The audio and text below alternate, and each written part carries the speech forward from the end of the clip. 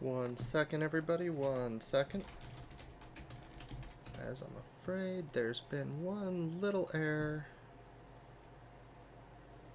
Alright, we're good. We are live. There we have it. Welcome, everyone. Welcome, welcome. Alright, so we got ourselves another episode of Booster Bestiary here, where I try to make a monster out of a random booster pack. Opened with the help of my streaming chat here. So, before we do any of that, though, I do have some Paizo news I would like to go over. First of all, we got ourselves a book cover here for Book of the Dead. Wonderful cover by Wayne Reynolds. You can see the full one up on the Paizo Twitter. The full picture right here. You can look in at the details on the Paizo Twitter. One really cool little detail that was pointed out there is you could see some hieroglyphs of Urgathoa giving her blessing to Geb there behind him in the throne. Also, everyone, of course, loves the little baby skeleton down there and wants to know more about him. And I'm sure once we get the book, we will learn more. In other news, the Starfinder Humble Bundle is still going on, so check it out. $50 for $422 of books, and don't forget to use the slider to make sure you know where your donation is going. It does include physical copies of Pact Worlds and the Starfinder Beginner Box, which is great. I did also find this cool little Kickstarter, Medieval Marginalia miniatures. They are minis based on the medieval drawings found in the margins of books. Marginalia, they were called. Just really fanciful, fun. I kind of like them. You should go ahead and check it out if you do too. A little ad for myself here. I did write an article on No Direction that I'm rather fond of and has been doing pretty well. So if you ever want to use ECL +3 or +4 extreme or severe monsters, they're way higher in level than your players in Pathfinder Second Edition, you might want to go check it out. I did some math explaining how many strikes it takes to take out a normal player character at that level, which is really low at lower levels. Like 1.3 strikes could easily take out a level 1 PC from a level 5 monster. But there are some variant rules there that you could use to adjust your encounters, and hopefully you could still take on that CR5 creature you really, really want in your level 1 game. I still don't suggest using level 1. You should wait till at least level 4 before you start using extreme encounters, even with the variant rules I presented here. But regardless, I like these rules, and most of all, the main reason I'm talking about this is I want to hear what other people think about using high-level creatures in Pathfinder Second Edition. I've already got some really good suggestions from other people, like give them the weak template, double their hit points, some other stuff like that. And I'm really enjoying discussing it with people because while I love Pathfinder 2, that's one thing about the system that it doesn't do perfectly. Neither did Pathfinder 1, but I'd like to adjust the game that I'm running and playing. Oh, and if you were here last week, I did open a Legend of the Five Rings pack. I ended up getting a Fu Lion and making some stats for Pathfinder 2 for it. You could find that on my Twitter and elsewhere. And I believe the next things... Oh, I'll just show them right now. Why not? This Friday, I will be reviewing Wayfinder number 21. I do not have any entries in it myself, so this will be going over other people's work. There will be a spoiler warning before I happen to say anything that might be too spoilerific, because the theme of this Wayfinder was Golarian aftermath, so it's kind of the aftermath of various APs. So it might be hard to get into it without spoiling some Book 6 of some old First Edition APs. Like I said, though, I will give out fair warnings, and you could keep your finger on that mute button. In fact, I'll put up a thing here on the screen in case I have to spoil, but I will try to keep it spoiler-free. Because you'll want to read it for yourself anyway, all those flavorful, crunchy details. Alright, but let's get on with the main show. Bloop. So, we got 6 packs here. I replaced the L5R pack with an L5R pack from a different set. We got our 3 magic sets, we got an old Wyvern pack, and a Jumpstart pack, which will be guaranteed to have lots of creatures, so I'm actually still kind of excited to roll that. Got here my special die. Let's go ahead and see what we get. It looks like I got Kaldhelm. Alright, Kaldhelm was the Nordic set for Magic. Came out late 2020. featured the return of snow permanents and gods, sagas, very Icelandic theme. It would have been more popular set if it wasn't for all the circumstances surrounding the year it came out. And I will still leave it with that. Alright, so we got here an oracle. It's a cleric. You gain life with him. He foretells the future. It's a life oracle. Okay. We could do something with that if we need to. A zombie wizard. Gotta love zombie wizards. So an oracle zombie wizard. Kind of a harbinger even. That would... Carfell Harbinger might be interesting. More interesting than the human oracle for sure. Alright, Tormental's Helm. A zombie cleric that you sacrifice to make a creature weaker. I kind of like that. I think Pathfinder could use some more creatures that frankly are only in the encounter to slow the PCs down, not to necessarily take them out. I have at least one of those in one of my adventures. I've seen them in other adventures, but I could always use more of those, to be honest. Alright, we got ourselves a changeling, so it could be literally anything, which would be very hard to codify without just saying shapeshifter. And he empowers people. He guards other people who are like him. Ooh, I'm kind of liking that now.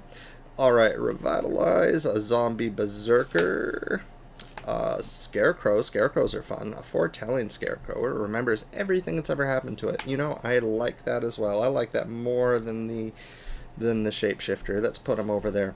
Alright, an Angel Wizard. Ooh, I did not know about this card for... Oh, it's an uncommon. That's probably why. Alright, so an Angel Wizard that gets empowered by snow and ice. I really like that as well. Giant Berserker. Oh, hello there, Nathan. Alright, got ourselves a Giant. We got Giant's Artifact. Can't definitely... Ooh, and we got ourselves a Battle Mammoth. That's a fun card. Whenever a vermin or spell becomes a target of a spell or ability opponent controls, you may draw a card. Foretell.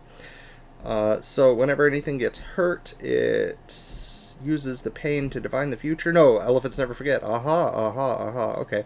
So I kind of see something going with this. It would be difficult to make the Battle Mammoth into a creature that wasn't supplementing a wizard in particular. Although that is an... Ooh. Yeah, okay. So I'm getting some good thoughts for the Battle Mammoth. So it's definitely going between the Battle Mammoth or the Angel.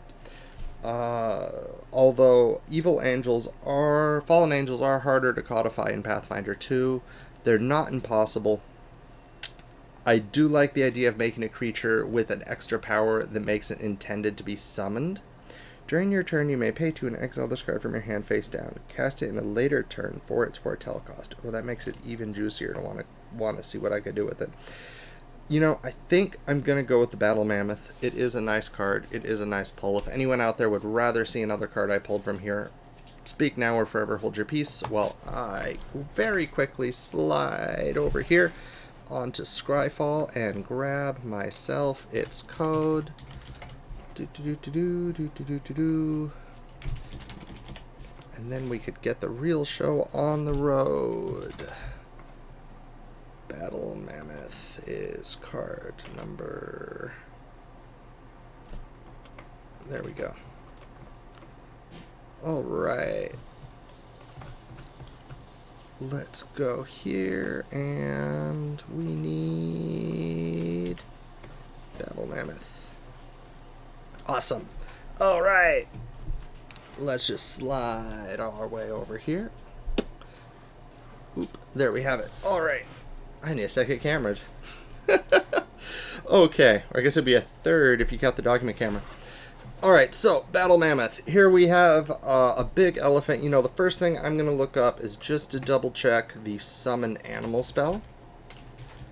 Because I actually want to make this creature one that thinks first about what it would be like to summon it, rather than just an enemy. Usually I'm thinking of things as enemies. Not that this couldn't be summoned by an enemy. But I think summon monster spells need more help, especially in the higher tiers, like level 5.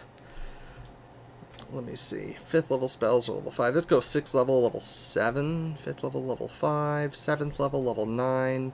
Yeah, 7th level needs... 7th level's already the level where you have elephant. I'm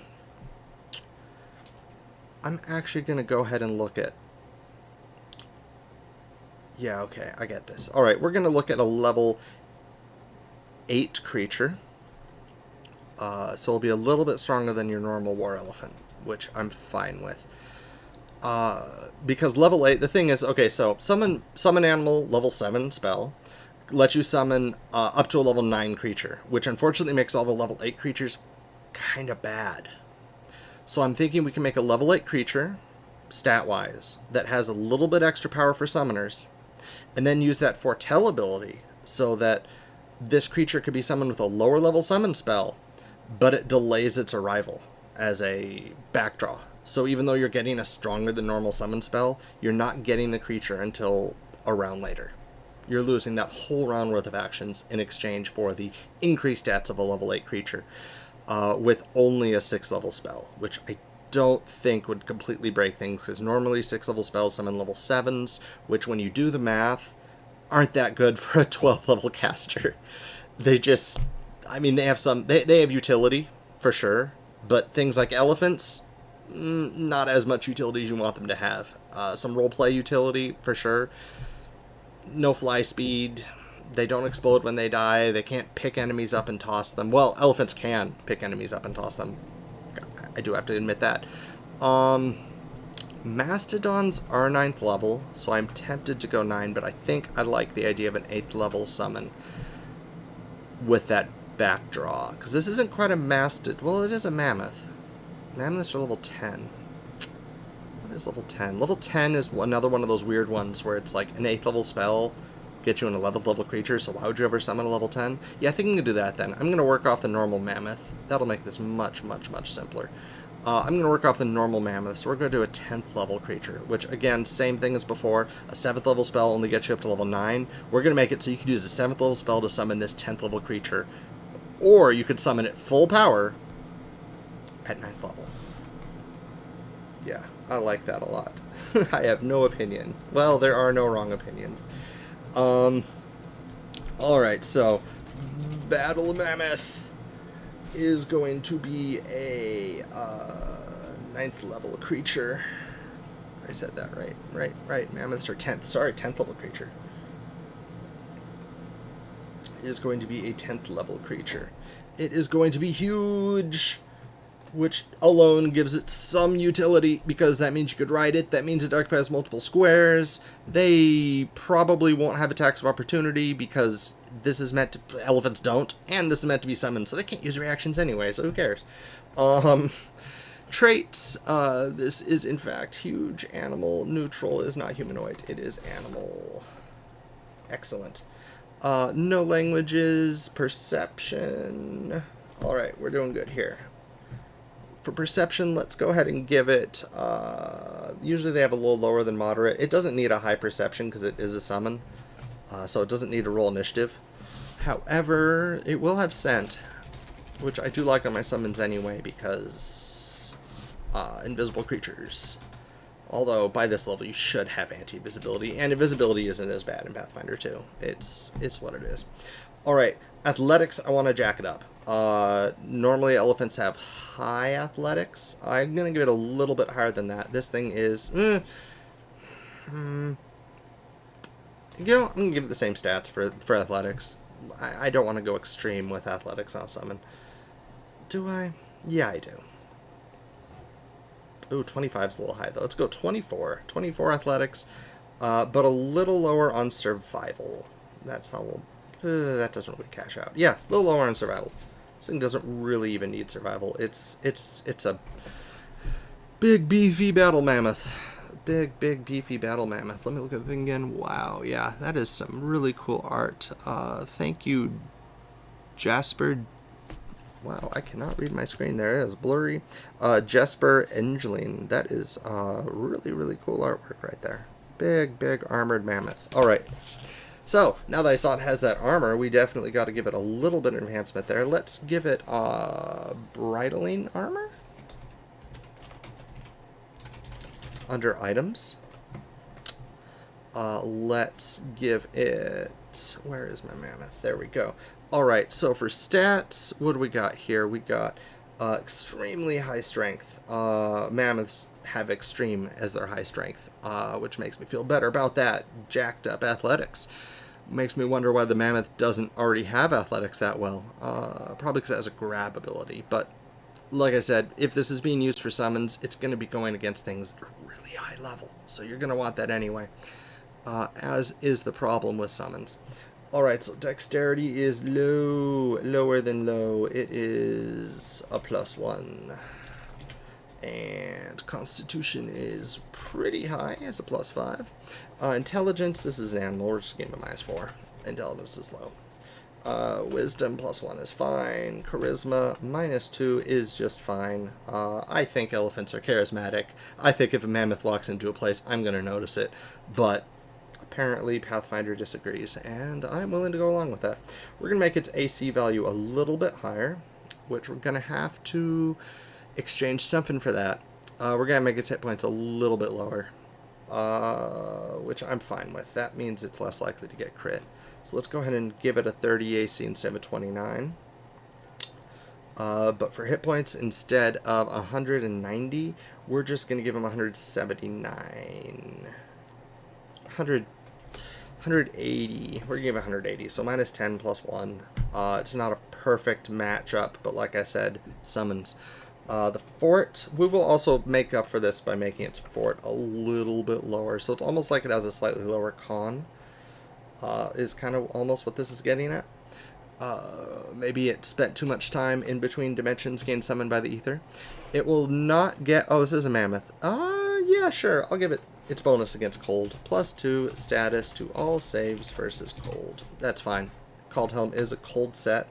It would make sense that it would, in fact, have that. And it will have the defensive ability, defense, cold adaptation.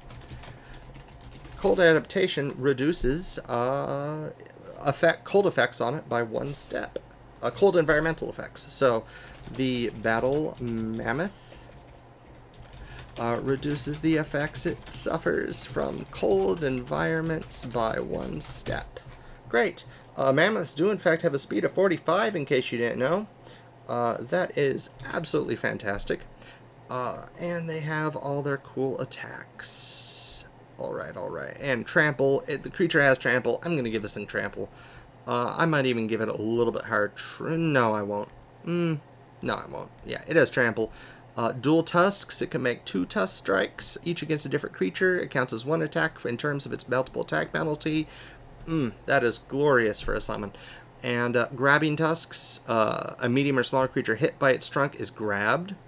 And if it moves, it could bring the grabbed creature along with it. That is one of the best abilities for summon creatures at any tier. Being able to grab enemies and walk away with them is just fantastic. if you're lucky enough, you could actually get just people walked away. It's great for saving NPCs. It's great for rearranging enemies on the battlefield, breaking up battles. I mean, it's better with a fly speed, like a rock, which could do it as well, but I'm not going to complain that this thing can't fly. It is, after all, an elephant. And who knows, summoners coming out. There might be something in the book that lets summoners enhance their summons. I honestly don't know. Alright, so let's go. Offense. Dual tusks. I'm just going to copy and paste this directly from the mammoth and call it a battle mammoth. Great. And then grabbing tusk has no actions. A medium or smaller creature hit by the mammoth's trunk is grabbed. Grabbing trunk. And I'm going to get to very shortly what makes this different than just a normal mammoth. Oh, you'll see. It's going to be fun. It's going to be fun. But ideas are brewing. Ideas are brewing. I do love the idea of a bestiary intended for summoners. I really hope we'll get that eventually. It's not on the docket or anything, but man, that would be nice, because summons are just, I mean, they're good. They're okay. Like level 1 to level 3, okay, yeah, there's some decent summons, but the 3 action just to get something that usually just dies in 1 hit.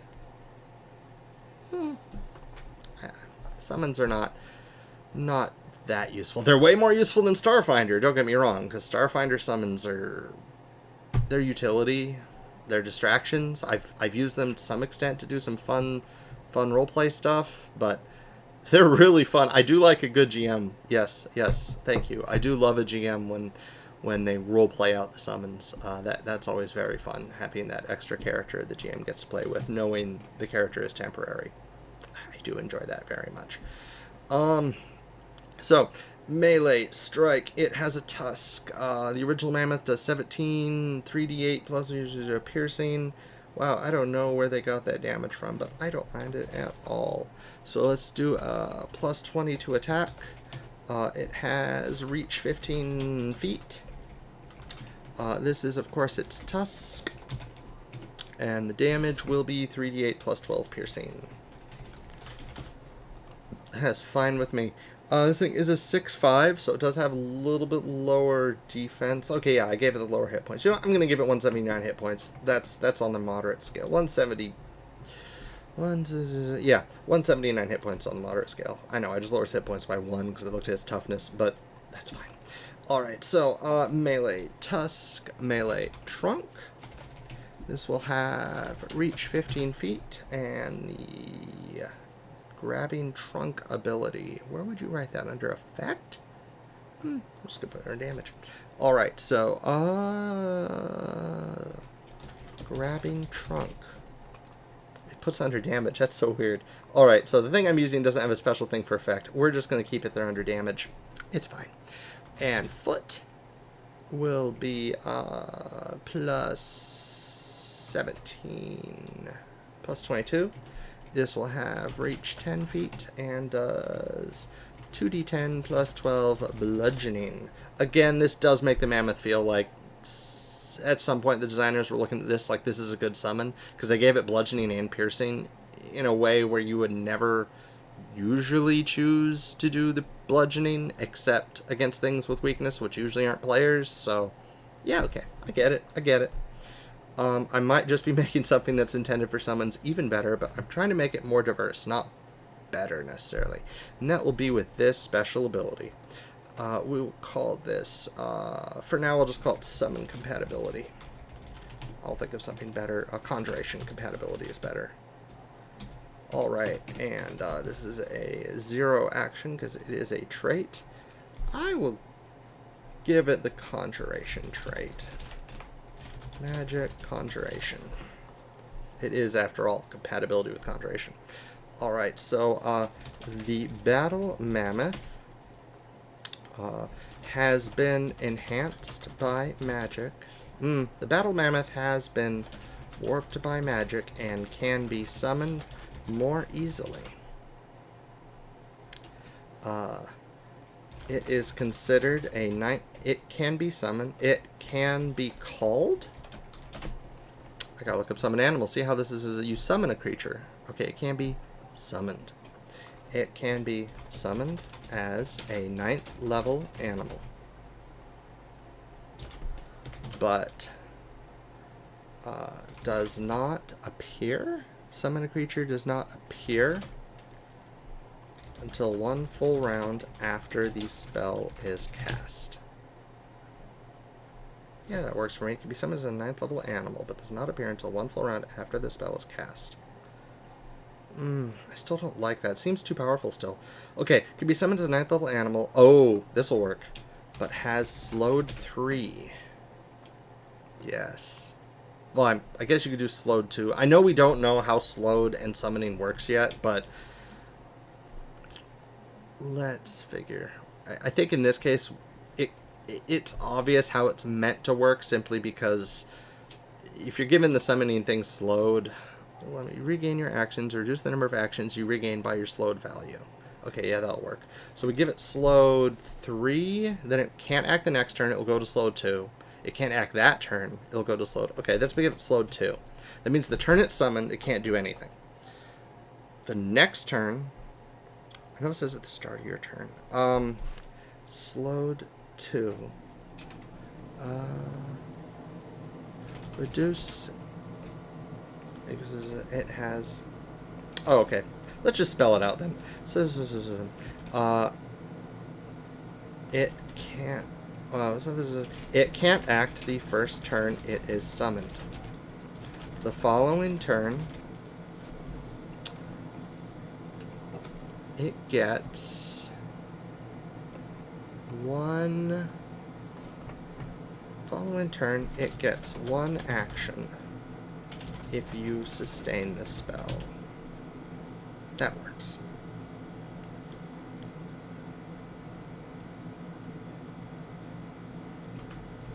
It gets one fewer action. Let's just say that. One fewer action. There we go. That spells out what it does. Alright, so you could summon this thing a little bit faster than normal. This also does have that special ability of when it gets hurt, you get to draw a card. So drawing a card, getting more spells. God, I almost want to say get your spells back or get a focus point back or something. Seems too good. Would gain your focus point back be too good? I don't think gain your focus. Conjuration compatibility. Okay, I know what to do. Conjuration. I want another TT sound. Alright, I think ability where... The other problem is when your summon goes away, you feel bad. You feel like I just wasted that many actions, like minimum 4 actions usually. Sometimes even 5, just for 2 or 3 rounds, and then it died on me. Don't like that. So let's go ahead and try recycle. Conjuration conversion. None. This is a defensive ability? Yeah, it is. Alright, so magic conjuration. Let's look up a Balor, because I want to double check how Pathfinder 2 wards death throws. When a blank dies. When a battle mammoth dies, a portion of its conjured energy remains. Alright. When a summoned battle mammoth dies. Yes, I need to put that. When a summoned battle mammoth dies, a portion of its conjured enemy remains. The spellcaster who summoned... Should be... Yes, the spellcaster who summoned the battle mammoth may, as a one-action activity, regain a portion of the energy used to summon the battle mammoth.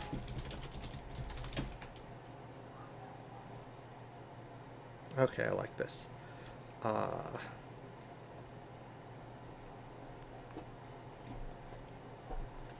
So one action, this should be a 3-action activity. As a 3-action activity, regain a the spellcaster who summoned the battle mammoth may, as a 3-action activity, while within 60 feet of where the battle mammoth was when it was killed, regain a portion of the energy used to summon the battle mammoth. Okay, I'm thinking it could like resummon another animal, but a much weaker one, based on how much magical energy was left when the battle mammoth died or was dismissed. So when a battle mammoth... No, when it dies. Definitely when it dies. So I'm thinking every level it's out there, it's using it more of its magical energy. So the battle mammoth... it's a 10th level creature, fortunately. So we got that going for us just by chance. And that means it lasts 1 minute. So 10 rounds. So each round it's out there, it will decrease its... how cool of a thing you could bring out because they killed your pet. So,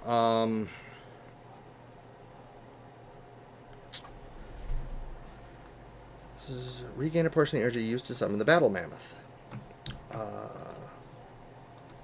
You may cast summon animal as an innate spell.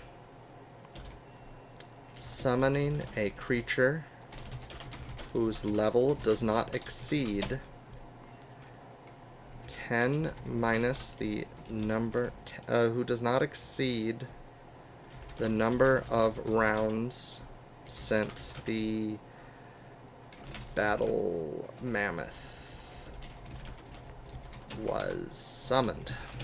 You need to reword that. Summon a creature whose level does not exceed... Oh, the number of rounds remaining. Duration sustained up to 1 minute. Creature level does not exceed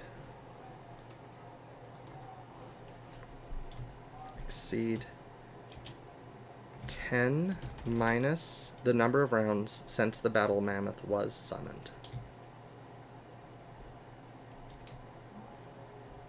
Yeah, that works. All right. Okay, so as a 3-action activity,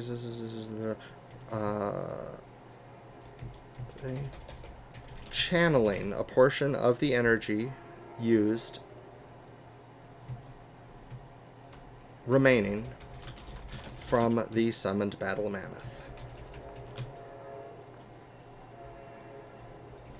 This functions as summon animal.